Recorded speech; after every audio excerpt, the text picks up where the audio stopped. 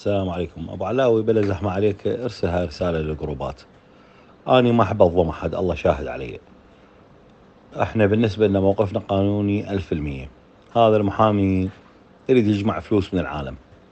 انا بالنسبه لي هذا بلاغ الاخير. اي واحد يحب يقيم دعوه هذا حقه القانوني، بس اني بنفس الوقت راح اتعامل وياه بالقانون. من استلم القرض او اي شيء او اي ابدي اسدد، هاي التسديدات اللي قايم دعوه انا ما اسددها صراحه. فما احب اظلم احد، الله شاهد علي وداعة ولدي.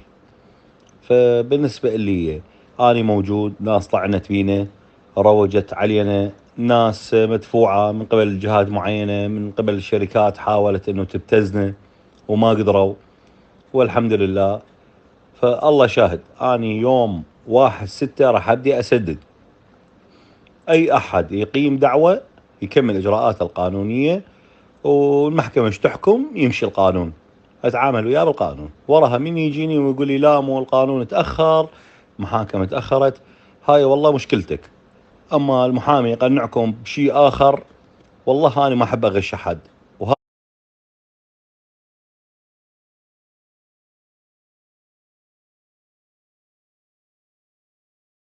حبيبي ابو علاوي، شوف هاي حول